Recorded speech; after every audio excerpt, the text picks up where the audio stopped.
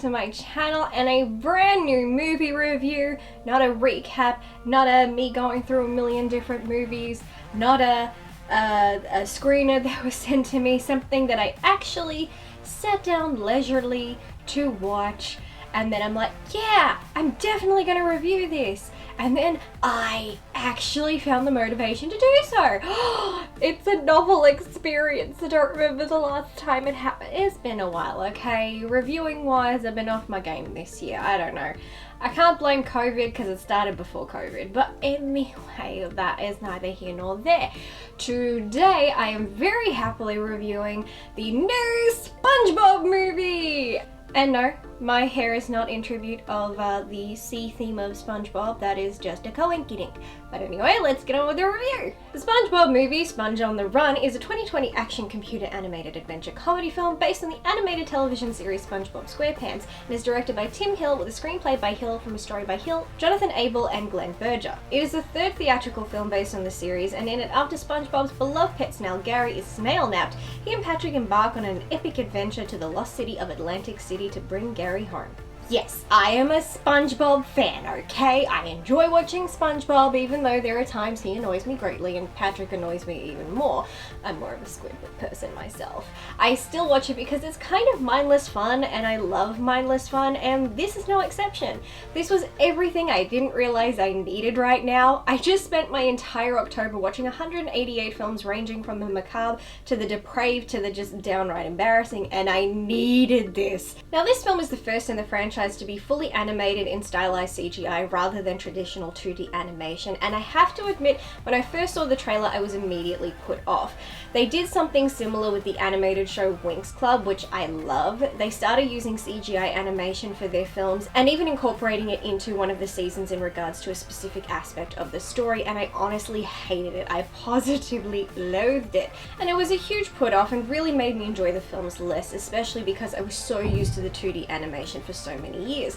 So I was very surprised that the moment I started watching this film, I was utterly blown away and enchanted by the animation. Even though I was just watching this on a simple laptop, the animation really hit me in the face.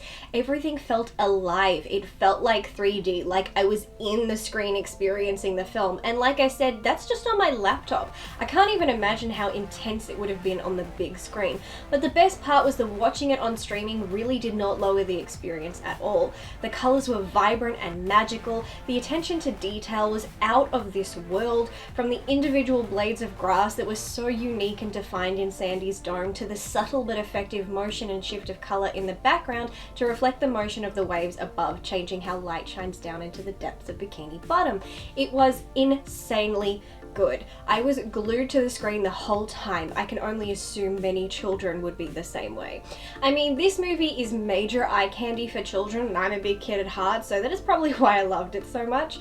The film brings back a couple things that haven't been seen in a while. One of those is the Patty Wagon or Patty Mobile, which is something we saw in the first SpongeBob movie, but in this film they pimped this ride and it looks amazing.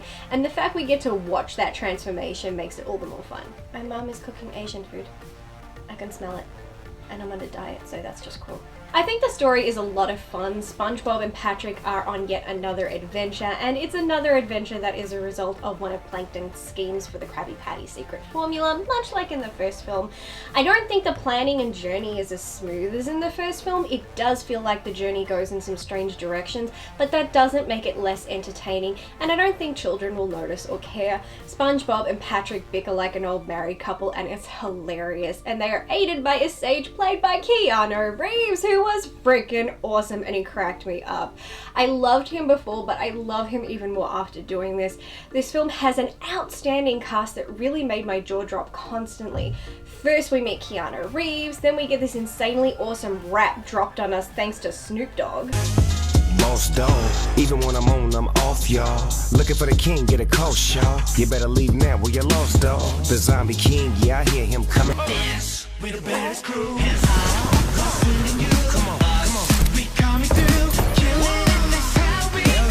Then we're introduced to Danny Trejo as El Diablo, and then I get to hear the voice performance of Tiffany Haddish. I mean, I was having an absolute blast with this cast. You could see they were all really getting into it and having fun, and while most of these names won't mean anything to children, I think for an adult, or at least in my case, it gives you a really good feeling seeing actors you admire having fun and doing something like this that is light and silly. The soundtrack was also off the hook. The film features songs like On the Road Again by Willie Nelson, Dreamweaver by Gary Wright, How We Do performed by Snoop Dogg and Monster X, Ricky Martin's Livin' La Vida Loca, Take On Me, but in this case performed by Weezer, and even a jazz rendition of My Heart Will Go On. I mean, this is the kind of stuff I would want to introduce my kids to encourage a good eclectic taste in music. I loved where every song was placed and used in the film because every time they popped up, I was pretty much having a dance party in my room, and I think that's what we should want from a film of this nature. I mean, SpongeBob is a larger than life character, and I think everything about this film reflects that. Now, even though it's a beautiful story of friendship, courage, and overcoming insecurities and building friendships, and those are all lovely things, I do have a couple criticisms, but I would like to state these criticisms do not lower or change my level of love and enjoyment while watching this film. The film creates this story of when everyone met SpongeBob, including his pet snail Gary, with everyone having met at a camp as children. It's great for the story, but in the TV series we've actually seen how SpongeBob met everyone. Actually, we have seen everybody's origins in a way. Sandy and SpongeBob met in season 1, Mr. Krabs met SpongeBob in the first episode when he applied to be a fry cook, but Squidward already knew him because that's his neighbor who he hates. Patrick and SpongeBob have known each other since they were babies. Mrs. Puff met him on his first day at boarding school, a day she remembers with trauma, and Plankton and Mr. Krabs have actually known each other since they were babies attending daycare together. And yes, it shows us when Gary and SpongeBob met. So in the history of the show, we have seen a completely different set of events, so my adult mind couldn't help but go, hang on, that's not how they met.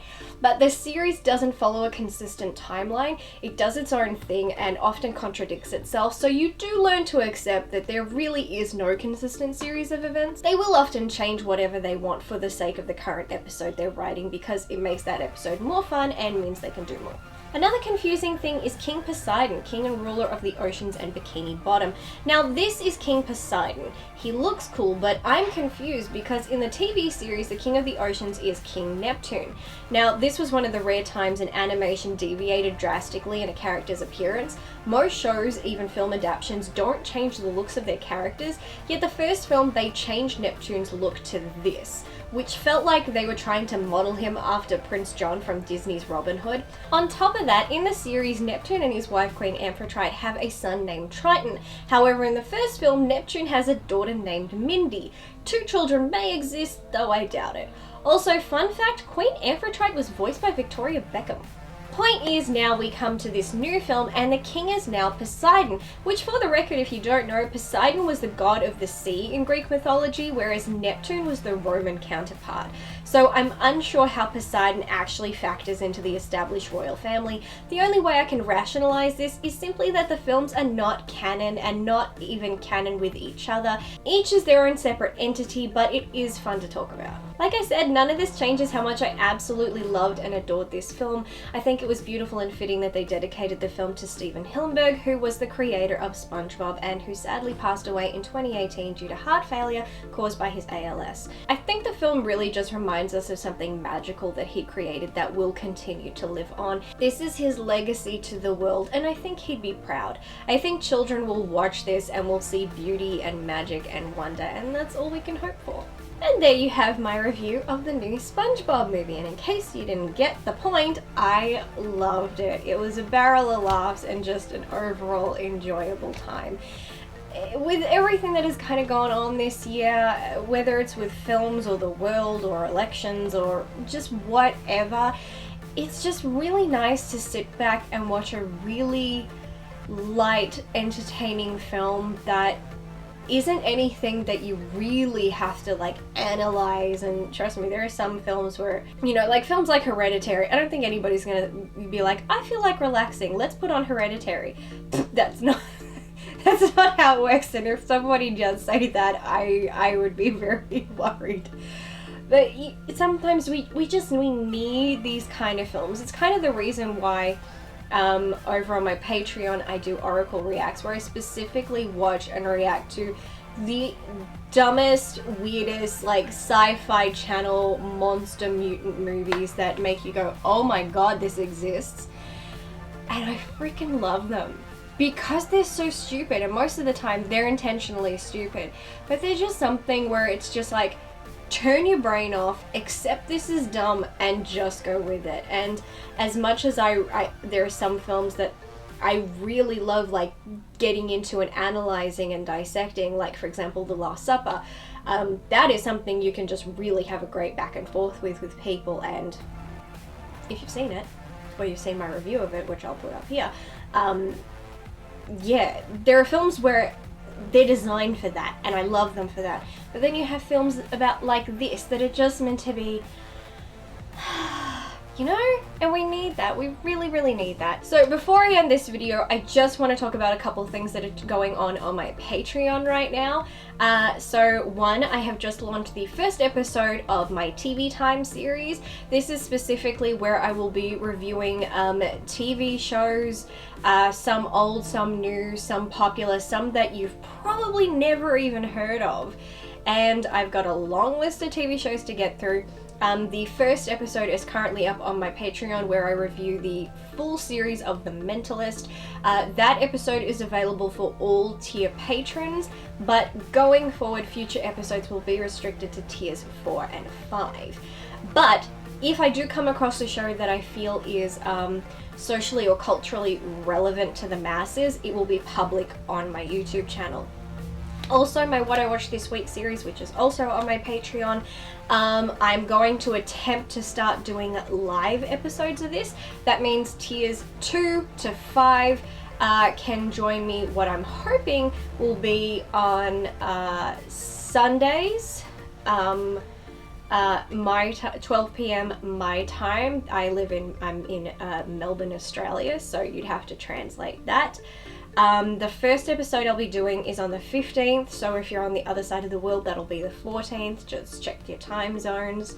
And basically, I want to make that more interactive so that I can not just talk about all these random things that I've been watching that I don't review on my channel or even really on my Patreon, but now I can talk about them and talk about them with my patrons, and we can all just have this really interesting chit chat. So if you are a patron, please look out for that, with, like I said, the first episode being on November 15th or 14th, depending where you are. The link to my Patreon is down in the description box, and it is attached to my main channel's page, so you can go over there and you can see everything for yourself. But that is it for today's video. Thank you to those people who are my patrons, who continue to support me and allow me to do all these videos on YouTube. You guys are the greatest. If you like this video, maybe consider giving it a thumbs up. I mean, you don't have to subscribe. That's completely optional. And I respect you if you don't subscribe. But I would really like it if you left me a thumbs up before you left the video. Anywho, that is it for today's video. I am outie. I've got more stuff to record and bring you. So I hope everybody is doing well and taking care of themselves, and I'll catch you in the next video. Bye!